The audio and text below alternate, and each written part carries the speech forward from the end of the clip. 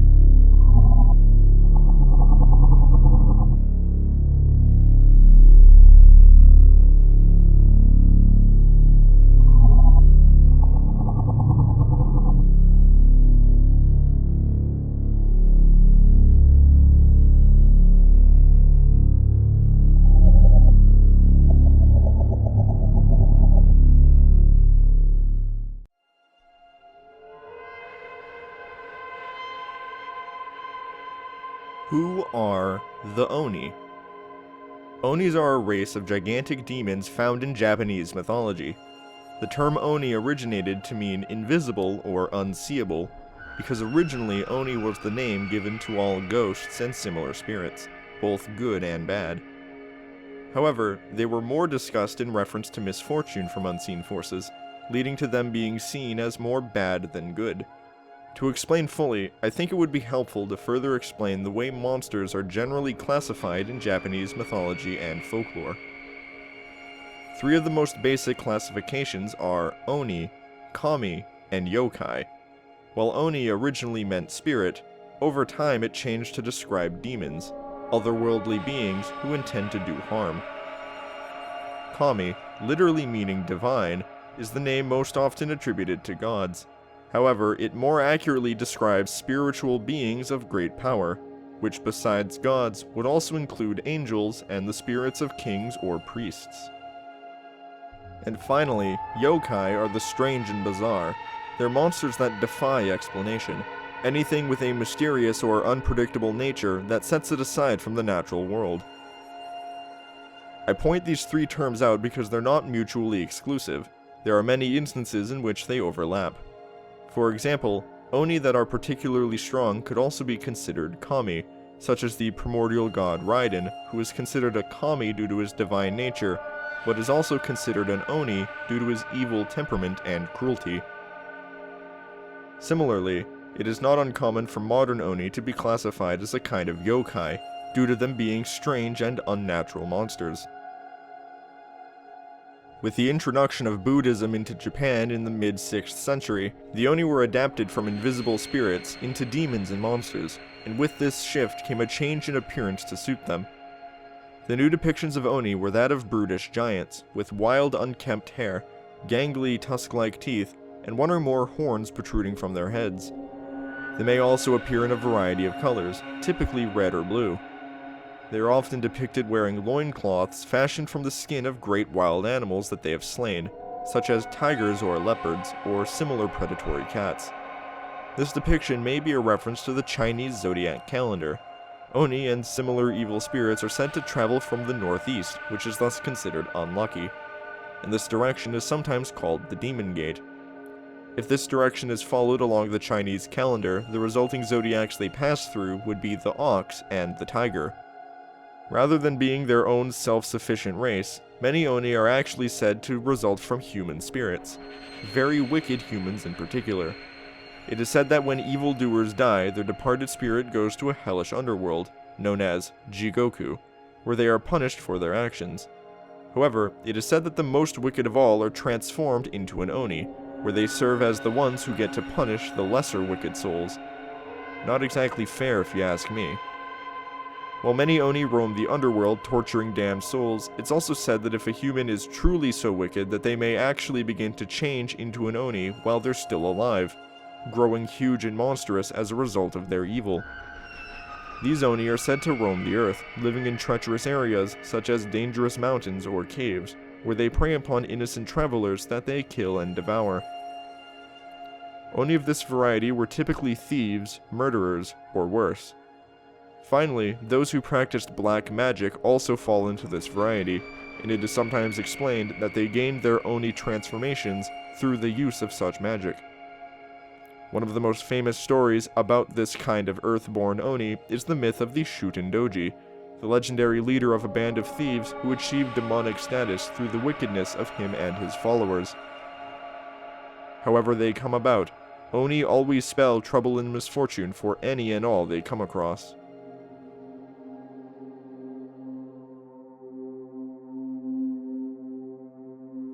Who are the Trolls?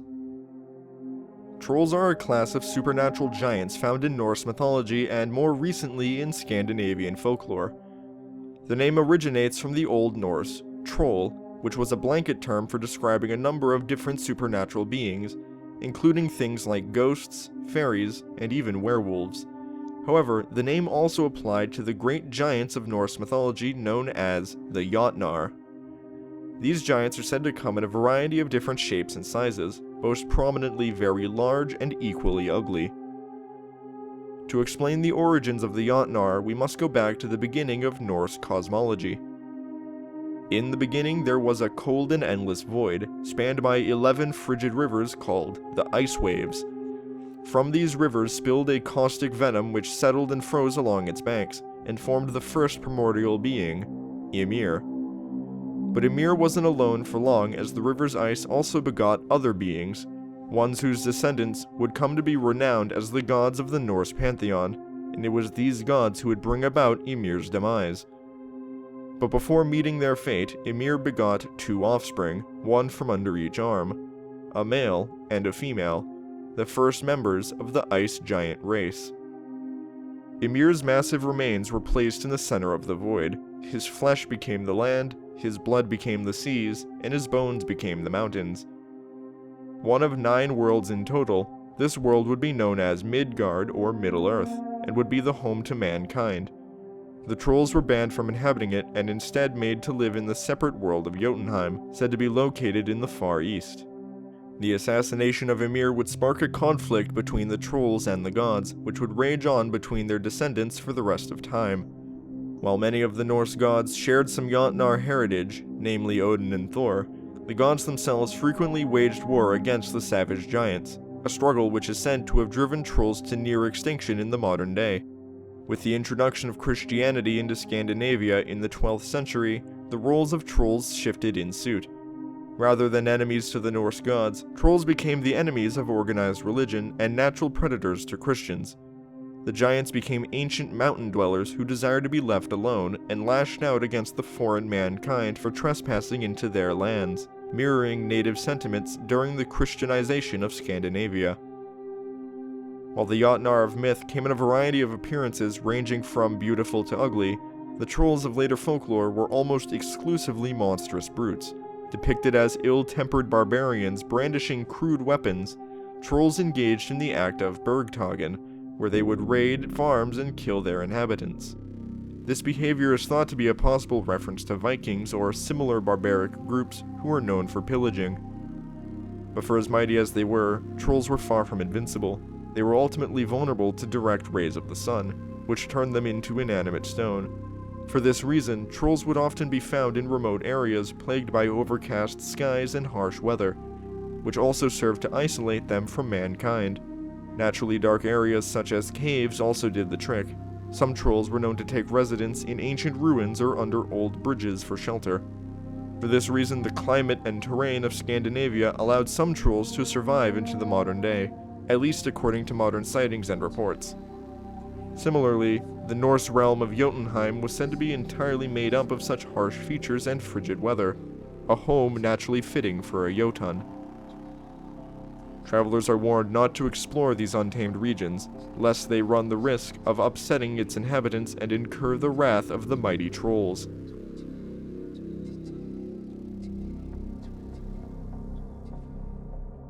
Now that we've covered who these giants are, let's take a look at exactly what they are and what they can do. Biologically speaking, Oni are former human beings who have undergone a dramatic metamorphosis. This is done either spiritually in the afterlife to reflect their wicked souls, or physically on Earth through the use of black magic. In either case, it can be assumed that the organs and internal makeup of Oni are very similar to that of ordinary humans, albeit much larger and more hardy to reflect their larger portions. However, some display rather exotic features such as horns and additional eyes. Claws and fangs are not uncommon either.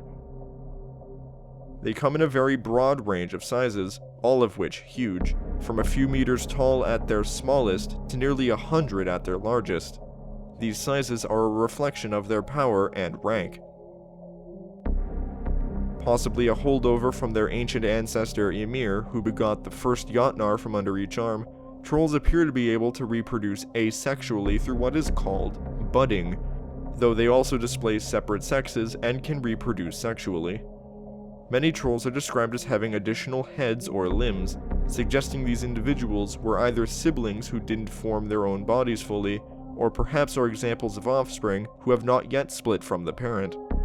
Whichever the case, trolls demonstrate an internal physiology radically different than most organisms. Most significantly, they instantly turn to stone upon death, and even in life appear to be hosts to foliage and other life growing directly from them. It is not uncommon for them to be imagined as animate beings of earth or stone, while ancient Jotnar are thought to be animate ice. They too range in size, with their largest examples effectively being living mountains, hundreds of meters tall. With direct feats of durability being rather sparse for both parties, I've decided to take a slightly different approach to analyzing how tough each of these monsters are, namely through their survivability. The durability of the Oni is tricky to pin down because their most common appearance is in the underworld of Jigoku. In this underworld, human souls are continuously slaughtered only for them to regenerate so they can be killed again. As the Oni here are also human souls, it stands to reason that they too would share in this regeneration, making it unclear how these Oni would fare in a fight taking place on Earth where they might lack this regeneration. Before looking at Oni that arise on Earth, I want to take a moment to look more at Jigoku. Jigoku itself is actually divided into 16 different sections, 8 hot hells and 8 cold hells, each one of increasing intensity for torturing worse souls. While the hot hells are obviously unbearably hot, a recurring element of their landscape is terrain made out of iron in a solid state. With this in mind, if these hells are to follow the laws of the natural world, then the high temperatures of these hells must still be lower than the melting point of iron. Otherwise, they would be little more than burning lakes of molten metal. In fact, the souls tortured in these hells are killed by different injuries rather than by heat alone, suggesting the intense heat is very uncomfortable, but still survivable. The Oni's ability to casually exist in such heat, therefore, isn't that impressive. However, things get interesting when looking at the 8 cold hells. The freezing hells are more than just cold. They're described as barren wastelands of ice that are constantly bombarded by blizzards. While the progressive tortures of the burning hells involve different methods of torture, such as impalement or crushing, each layer of the freezing hells simply gets colder than the last, with the final layer being so cold that it turns your whole body purple before freezing it solid, and after the skin cracks open, the cold invades and freezes your inside solid too, repeating this process until the body basically crumbles and disintegrates into a frosty, bloody rubble. While not exactly the same, this process is somewhat similar to a real-life method of body disposal. Described as a flameless cremation, the body is frozen solid using liquid nitrogen, and vibrations are used to crumble the remains into dust. I bring this up because, while it's logical that the Oni would have regeneration in the underworld like the human souls do, It's important to note that the Oni in these hells don't similarly freeze and disintegrate like the ordinary souls. This could either suggest a much tougher and more durable body, or possibly that the Oni are naturally very hot, allowing them to remain warm despite the cold. With that out of the way, let's quickly look at Oni born outside of the underworld. Earthbound Oni are typically those born of incredible evil or magic, and thus are a lot stronger than ordinary Oni. However, they're the only examples logically exempt from Jigoku's regeneration. The most famous example of an earthbound Oni, the Shuten Doji, was decapitated by sword, and their head managed to survive and continue attacking. This is possibly similar to real-life snakes whose heads can still bite after they're decapitated. It's unknown if this survivability is natural to other Oni or a result of his own magic, but it's clear that it only prolonged his inevitable death. It can be concluded that Oni are not invulnerable to harm and can still be hurt and even killed by traditional means. However, they may not rely as heavily on certain organs for survival, and thus could continue fighting after sustaining serious or lethal injury, regeneration or not. With trolls, things are a little more clean-cut. Trolls display an obvious hardy exterior comparable to stone, which in fact turns to literal stone either upon their death or upon removal from their core body. In other words, a severed limb should immediately petrify, making things like reattachment impossible. However, where natural stone weathers away over time and is naturally broken down by plants taking root, trolls seem to be unharmed by both these fronts, laying dormant for centuries like statues while the world changes around them. Their toughness therefore should be considered greater than that of ordinary stone. Their seemingly inanimate nature also grants them a sort of immunity to things like thirst and hunger, something known as a defunct physiology. Some trolls are described as living underwater, indicating they may not need to breathe. They are noted as being able to eat, and of course enjoy eating Christians in particular, but this is not a requirement for their own survival. This survivability comes in handy with their natural homes of rural Scandinavia and a few of the Norse realms, which I will discuss shortly. Besides the scarcity of resources in these areas, trolls show to be immune to the cold, which makes sense considering their heritage from ice giants. The Norse realm of Jotunheim, a realm of ice and darkness and home to the Jotnar, doesn't actually appear to be a whole lot colder or harsher than Scandinavia itself, at least when compared to other real-life locations such as Antarctica. Jotunheim is variously described as being host to forests and resources which could make it habitable even to humans, assuming they don't get eaten by trolls anyway. This makes sense as both Jotunheim and Midgard were created side by side and can be physically traveled from one to the other. In some instances they even share a physical fenced-off border, while other realms like Asgard appear to be on a separate plane of reality. In other words, the troll's ability to thrive in this realm isn't all that impressive. However, it isn't the only realm that trolls are said to inhabit. While less common, some trolls are said to inhabit Muspelheim or Muspel, the Norse realm of fire analogous to Hell. This realm is home to the Jotun, Surtur, the flaming giant hot enough to be able to scorch all of Midgard during Ragnarok. Surtur is, of course, a unique example whose power rivals the Norse gods, but this realm is also home to many other lesser Jotnar who survive in its heat. It cannot be known for sure if this survivability is a direct feat of physical resilience, a side effect of stone having a very high melting point, or perhaps that their nature as ice giants keeps them cool in the same way Oni might keep themselves warm. What can be concluded is that trolls are incredibly hardy and immune to the effects of extreme heat and extreme cold. Their defunct physiology in turn would make them immune to being mortally wounded. They would need to be taken down piece by piece. I also mentioned earlier that some trolls may have additional limbs or heads. It's very possible that trolls of this kind would need all of their heads destroyed or removed in order to be killed. Beyond their incredible physical might, Oni are also said to have a degree of mystical abilities, such as sorcery or black magic, likely evil practices which resulted in their Oni transformations. These mystical abilities grant them even more might in battle. Oni are associated with the fear of great natural phenomena, especially of a destructive nature. Oni were thus connected with storms, thunder and lightning, as well as earthquakes. This, combined with their magic, Oni are sometimes said to have control over fire, the weather, famine and disease, and other natural elements, although this is always secondary to hand-to-hand combat. Trolls are not quite as magically inclined, but they do carry a few supernatural tricks. There's more evidence that their ice giant heritage grants them a naturally cold aura. As the larger a troll is, the colder the environment around it becomes over time. As a result, trolls passively transform the climate around them to be cold and cloudy, which in turn protects them from the sun and deters mankind from trespassing into the region. Trolls are also closely associated with natural disasters such as storms, but things like earthquakes and landslides appear to be a result of their incredible strength rather than their magic.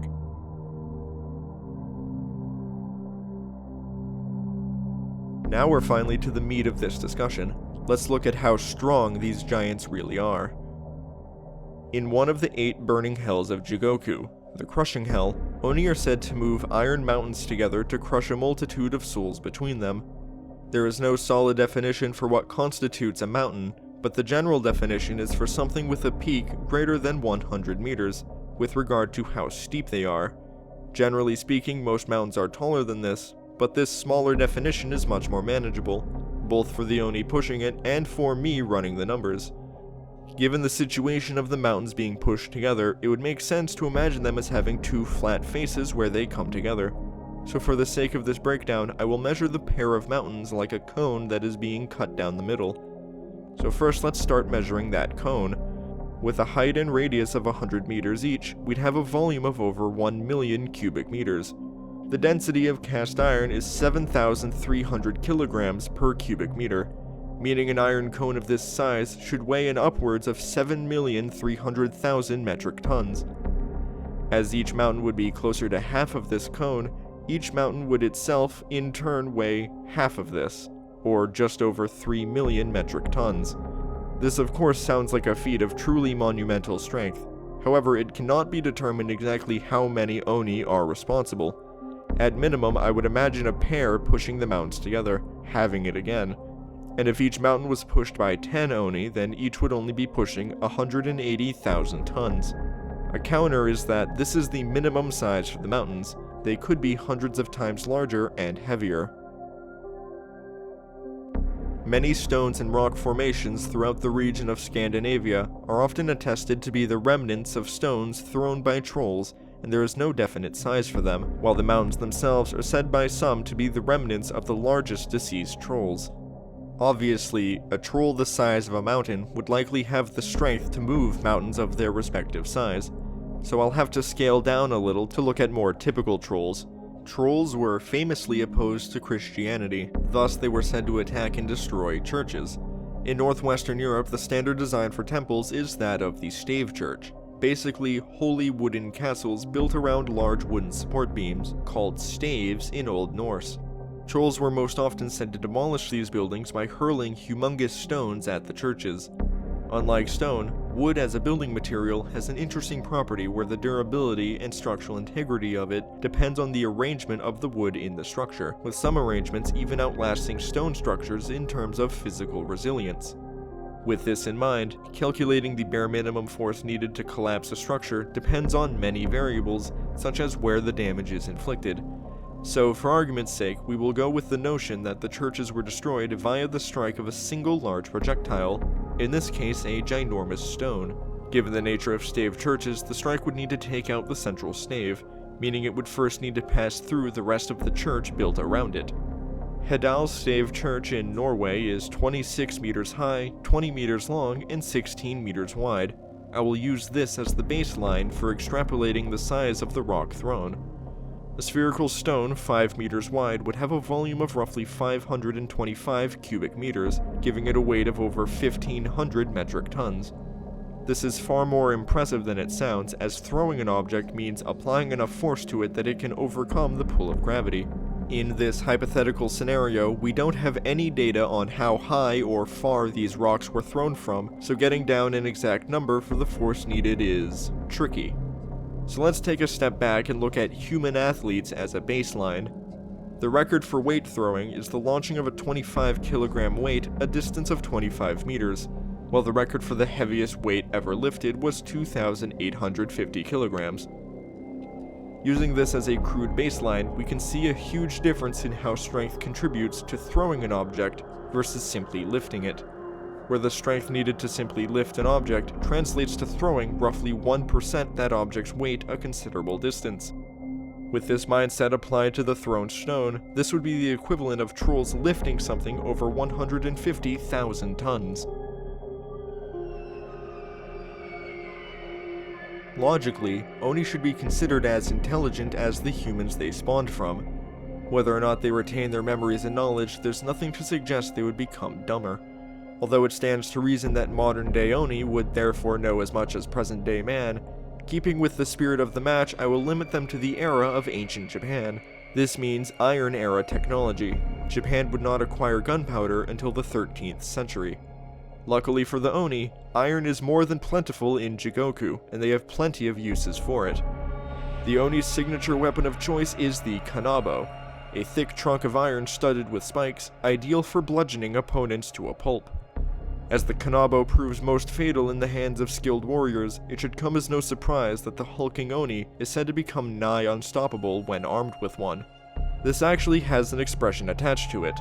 An Oni with a club is used for describing something already unbeatable becoming even more challenging. In the Hell of Black Threads, Oni are said to use various saws and axes to dismember the damned souls, and in the Screaming Hell, Oni fire upon damned souls using flaming arrows, indicating they are also skilled in archery. Trolls, on the other hand, are, well, rather primitive. As their own race that secludes itself away from mankind and the gods, trolls appear to be stuck in the Stone Age, using little more than rocks and sticks. However, this is in part because trolls never needed technology to get the edge on mankind. With the troll's strength, trees are easily uprooted to be used as clubs, and if they should break over time, the wilderness of their home provides millions more to replace them. Similarly, it was mentioned how trolls make excellent use of hurling large rocks as projectiles, a resource that's also easily renewable.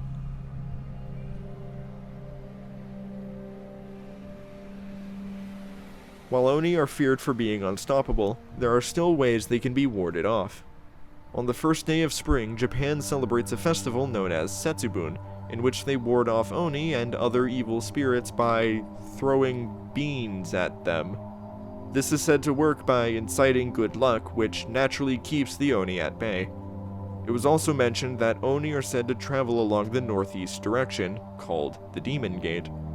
Constructing buildings with an L-shaped indentation in the northeast corner is said to prevent Oni from invading the threshold. Looking at more practical terms, Oni are still vulnerable to physical harm and can still be killed by traditional means. It's simply very difficult, while much easier to keep them away and avoid them altogether. As for trolls, they have one major glaring weakness: the sun. Direct rays from the sun are famously known to petrify trolls to stone, killing them instantly. This isn't limited to sunlight specifically. It would seem that almost any source of light, artificial or otherwise, carries the same effect as long as it's bright enough. During the Cold War, the USSR performed numerous nuclear tests along the border of Norway. The Norwegian government pleaded with them to stop their tests because they were upsetting the ancient landlords. The flashes of their atomic bombs were apparently turning local trolls to stone and causing an uproar among the population. A record high number of landslides and avalanches were recorded during this period of testing, suggesting the angry trolls were to blame. Sunlight is up to 100,000 lumens on a clear day, and around 1/3 that on a cloudy day. Even primitive atomic bombs are comparable to the sun's brightness, some even much brighter. There is a bright flash, brighter than the sun, brighter than anything you've ever seen. By comparison, a candle gives about 12 lumens and a light bulb about 1,000. The troll's greatest historical nemesis, the Norse god of thunder, Thor, famously made use of lightning to achieve a similar effect. A flash of natural lightning can generate around 98,000 lumens, effectively turning night into day for a split second and killing all trolls within eyeshot. Weaknesses to light aside, people could also take advantage of the troll's dislike of religion by loudly ringing church bells, which usually serve to drive them away from inhabited areas. This match had a ton of information that needed to be analyzed for both giants, but having run the numbers, I can confidently say that the winner of this match would be the Oni. Here's why. Firstly, what surprised me most was how both were effectively immune to the other's natural element. Oni display an immunity to the cold, while Trolls display the same for fire, so these variables can basically be ruled out as non-factors.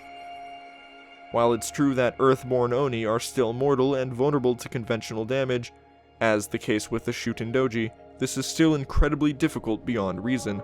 Even in the former example, the killing blow required aid from several kami disguised as priests, and Shutendoji had his guard down while in a smaller human form. When an Oni assumes its full monstrous size and goes all out, that's usually the end for their opponent. Trolls may be larger than Oni on average, but even with the rough difference in size, Oni display a greater level of strength, and matching the two in size would only widen the strength gap. Estimating lowballs for each giant's respective strengths, and we get 150,000 tons for the Trolls, and 180,000 tons for the Oni, making the Oni about 15% stronger on average if using these feats. While the Trolls' rocks can be scaled up larger, so can the Oni's mountains, and that's still assuming a team of Oni performed the feat rather than just one. In a match of raw fisticuffs, these brutes would get in decent hits until the Oni's greater strength whittles down the opponent faster. If we take their arsenals into account, then things go even further into the Oni's favor. The Trolls use trees as wooden clubs, the Oni use kanabos as steel clubs. Trolls throw rocks, while Oni shoot flaming arrows. Iron Age tech beats Stone Age hands down, and the plentiful supply of rocks and trees doesn't hinder the Oni from scoring early blows. The Oni are renowned as unstoppable by nature, and the best method of beating them is to simply avoid them. Their aversion to good luck is far from a lethal weakness. It doesn't help that both groups are known to independently cause nasty weather. Getting both together creates a higher chance that a storm might blow in and introduce a flash of lightning, ending the fight prematurely. It's for all these reasons that I have no doubt the winner of this match would be the Oni.